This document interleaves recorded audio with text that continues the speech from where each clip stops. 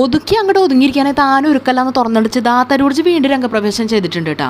കൈക്കുള്ളിൽ കലഹം വേണ്ടുവോളുണ്ട്. അതിൻ്റെ ഇടയിലാണ് തരൂരിൻ്റെ വക. എന്താപ്പുണ്ടായ കഥ? നമ്മുടെ തരൂർജിക്ക് ഒരു തോന്നലേ, താൻ ഇങ്ങനെയൊക്കെ തന്നെ പോയാൽ മതിയോന്ന്. കാര്യം പ്രവർത്തക സമിതി അംഗമൊക്കെയാണ്, പക്ഷെ പേരിന് പോലും ആരും വിലവെക്കില്ലാന്നേ. കേരളത്തിൽ കോൺഗ്രസിൽ ഒരു നല്ല നേതാവുണ്ടോ? ന്യായ ചോദ്യ. താനാണ് നേതാവെന്ന തമ്മിൽ തല്ല് തീരാത്ത പാർട്ടിയിലെ നല്ലൊരു നേതാവില്ലെന്ന വാദത്തിന് വലിയ പ്രസക്തി ഉണ്ട് കേട്ടാ. അപ്പോൾ വിഷയത്തിലേക്ക് വരാം. പിണറായിസം 3.0 വരാനുള്ള എല്ലാ ചാൻസും ഉണ്ടെന്നാണ് തരൂർ പറയണേ. അതിന് തടയിടാൻ തന്നെ പോലെ ജനപ്രീതിയുള്ള ഒരാളെ മുന്നിൽ നിർത്തണം. ദാറ്റ് മീൻസ് മുഖ്യനാകാൻ 1 2 3 മുഴം മുന്നേറിഞ്ഞിരിക്കുകയാണ് തരൂർജി.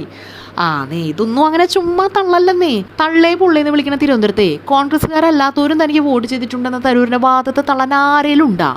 അത്താ പറഞ്ഞ ജനസമ്മതി അതൊന്നൊന്നര മുതൽക്കൂട്ടാണ് കേട്ടാ.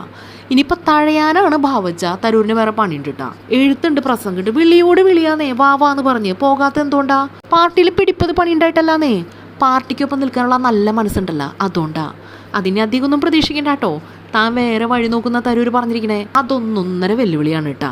സോണിയയും മൻമോഹൻജിയും പിന്നെ നമ്മളെ ചെന്നിത്തലയും പറഞ്ഞതുകൊണ്ട് അല്ലല്ലല്ല നിർബന്ധിച്ചതുകൊണ്ട് മാത്രമാണ് മുട്ടിന് പൊട്ടിത്തെറികളുള്ള ഈ പാർട്ടിയിൽ വന്നു വിട്ടത്.